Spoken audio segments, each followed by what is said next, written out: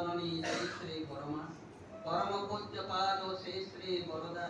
परम पूज्य आचार्य देव शिक्षण अनंत कोटि प्रणाम। ठाकुर परिवार समस्त सदस्य अनंत कोटि प्रणाम। पूज्य परिचालक महोदय, पूज्य परिण्य ऋत्विक देवमंडली, पूज्य कर्मीवृंद, सत्संग प्रेमिक साधु सज्जन मंडली, स्नेहमयी मातृमंडली, प्राणर छोट छोट पिला माने समस्त पाखे मध्याह्न सत्संग मोर भक्तिपूर्ण जय गुरु यथास्थाने मोर श्रद्धा और प्रणाम। जाओ आज एक मणिकांचन युग आज शारदीय दुर्गा पूजा उपलक्षे आज यही सत्संग आमर सत भाई सहित जो भाई और माँ मैंने यही सहयोग कर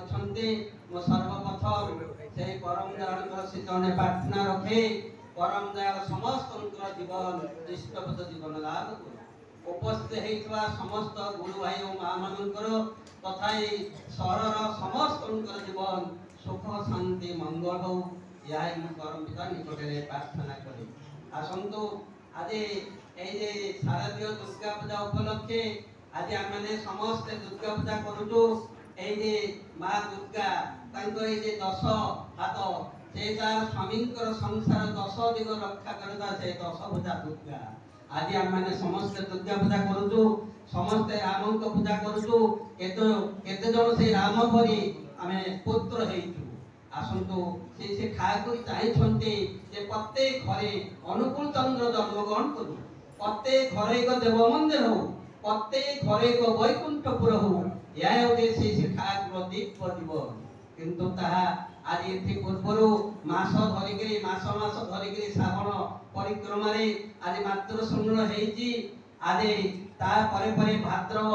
ये मास धरिक भाद्रव श्री ठाकुर जन्मोत्सव प्रत्येक माने मोर प्राय 30 दिन में 90 सत्संग जोग देचु किंतु कौन से ठाकुर भालो मानुष पेलाम पटे भालो होलाम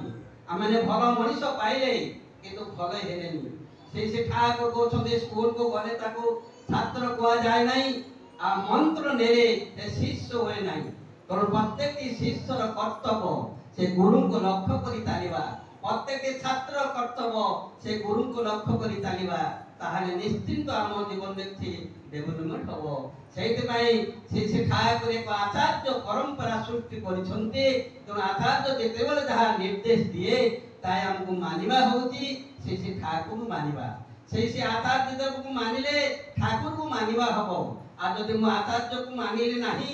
से ठाकुर को मानिबा हेले नाही तेणु कल्ली रे जो कल्ली साधन शब्द जति देखली कत मु केते जोग साधना कली केते शब्द दर्शन कली किंतु मो चरित्र बदलला नाही। तेणु आसंतु आमे माने समस्ते से ठाकुर जहा जहा कहिसंती से आचार्य जन को मुहरे हस फुटेबा ठाकुर के मुहरे हस फुटेबा गाय उठिबा वंदे